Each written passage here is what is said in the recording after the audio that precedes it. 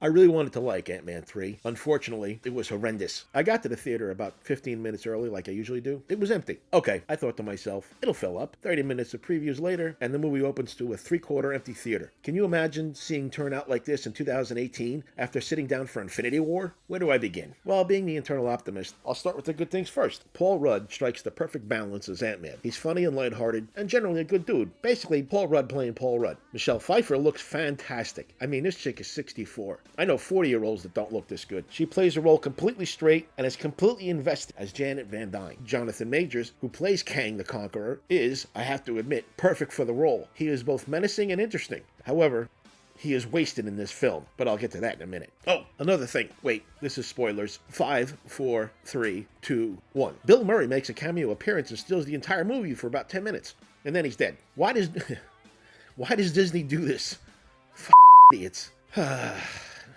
Now is the perfect segue into the terribleness. This movie is a complete mess. The tonality is all over the place, and it drags and drags and drags for 2 hours. And then there is insert generic Disney Marvel joke here peppered throughout the movie, and at the most inopportune places. Like, the death of MODOK. And I really hate Marvel for doing this to the mechanized organism designed only for killing. It's a travesty. More on that one later, too. Scott Lang's daughter has grown up from a cute little girl to a fucking socialist menace who really needs a good ass kicking. And of course, she's the bestest ever with her own Ant-Man costume as well.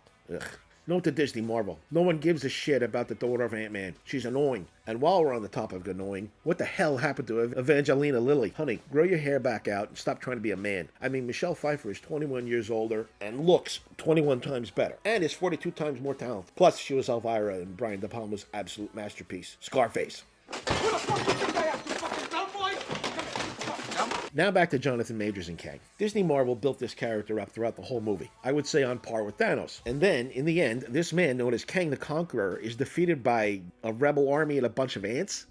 Disney Marvel. Again, Kang can control time for Pete's sake. Thanos could have disappeared these idiots out of existence with the Space Stone, and Kang is defeated by Ant-Man and the Wasp? In the comics, these knuckleheads are third-tier characters at best. I mean, Kang, who has fought both Thor and Vision, and is one of the main antagonists of the Fantastic Four and the Mighty Avengers. This guy gets taken down by Ant-Man? Again, make it make sense, Disney Marvel. Back to MODOK. In Earth 616, MODOK is a true threat. It has battled Captain America, who ultimately kills MODOK, the Avengers, Iron Man, and even the Incredible Hulk, otherwise known here as the Indigestible Bulk. Jeff Loveless, whose main credit was writing for that former co-host of The Man Show, Jimmy I Ran Out of Jokes 10 years ago, Kimmel, has taken MODOK and completely retconned his story. Instead of being an employee for AIM, Advanced Idea Mechanics, who was transformed into the biomachine known as MODOK, inserted that idiot Darren from Ant-Man 2 and turned him into MODOK. What the I could go on, but I'm getting angry all over again. When the MCU was born and I watched Iron Man in 2008 with slack-jawed astonishment, I was thrilled to see, finally, after the years of 2005-era Fantastic Four movies, comic book character truly come to life. And it was portrayed by RDJ. Truth is,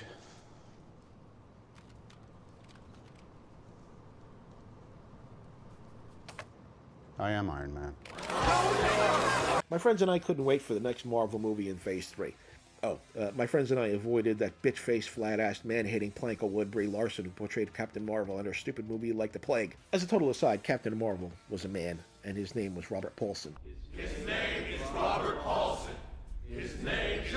Sorry about habit. His name was Dr. Walter Lawson. I digress. Where was I? Oh yeah, the plot. It is generic as generic can be. Space bad guy shows up with space army. Hero defeats bad guy. Oh wait, it's Disney's new Marvel. So actually the Wasp saves the day. Takes out Kang with a little help from Ant-Man. F*** you, Disney Marvel. To be completely honest, the first 10 minutes is pretty good. Ant-Man basking in the glory of saving the world. Basic stuff like free coffees and food. Nice regular guy stuff. And you can see Paul Rudd's charm shining through in these opening scenes, as well as his never-ending admiration for Captain America, right up into the point where he's back home and his miserable shrew wife, wretched commie daughter, and socialist-loving senile father mock him for saving the entire world and writing a book about it. F*** you, Disney Marvel, you man-hating douchebags. Yep, Ant-Man is not even the hero in his own fucking movie. Getting back to tonality. MODOK dies at the end, and Disney Marvel's idiot writer turns his death scene joke. That's funny? Since when? There are more things I could bitch about, like the She-Man being brought in to be the resistance leader, and how Cassie, practically looking into the camera, tells the how cool she is. F off, Jeff Loveness, you